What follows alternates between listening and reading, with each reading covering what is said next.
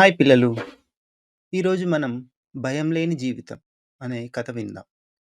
ఒక అడవిలో కొన్ని కుందేళ్ళు ఉన్నాయి. ఆ కుందేళ్ళు అన్నీ ఒక చోట సమావేశం అయ్యాయి ఒకరోజు. మనసులు విప్పుకున్నాయి, బాధలన్నీ చెప్పుకున్నాయి. ఒక కుందేలు లేచి ఇలా అనింది. మనది ఒక జీవితమేనా? ఏది తినాలన్నా భయం. ఎక్కడికి పోవాలన్నా భయం. ఏ జంతువు ఎప్పుడు ఎలా ఎటువైపు నుండి మీద పడుతుందో తెలియదు. చిన్న అలకిటికి కూడా ఉలిక్కి పడుతున్నాం. చీటికి మాటికి బెదిరిపోతున్నాం. ఇలా జీవించడం కన్నా చావడమే మంచిది అని అనుకుంది. మిగతా కుందేళ్ళు అది విని అవును నిజమే. నిమిష నిమిషానికి ఇలా భయపడుతూ జీవించడం కన్నా ఒకేసారి చావడమే మంచిది. పదండి పోదాం. ఇక వెళ్ళి చనిపోదాం అని అన్నాయి.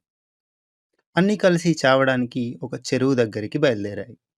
ఆ చెరువు గట్టు మీద చాలా కప్పలు ఉన్నాయి. అవి దూరం నుంచే కుందేళ్ల గుంపుని చూసి భయంతో వణికిపోయాయి. అమ్మో! ఎన్ని కుందేళ్ళో చూడండి. వాటి కాళ్ళ కింద పడితే అక్కడికక్కడే చచ్చిపోతాం. పారిపోండి, పారిపోండి అంటూ తలా ఒక దిక్కు పారిపోతూ, దుంకుతూ భయంతో వెళ్ళిపోయాయి. అది చూసి కుందేళ్ళు అబ్బక్కయ్యాయి. వాటి నోట మాట రాలేదు. అరే! మనమే అందరికీ భయపడుతూ ఉంటాం అనుకుంటే, మన కుందేళ్ళని చూసి కూడా భయపడేవి ఉన్నాయి ఈ లోకంలో.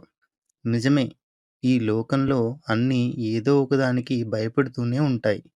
భయం లేనిది ఈ లోకంలో ఏదీ ఉండదు.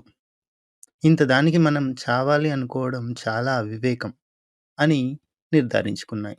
దాంతో కుందేళ్ళు తిరిగి అడవిలోకి వెళ్ళిపోయాయి.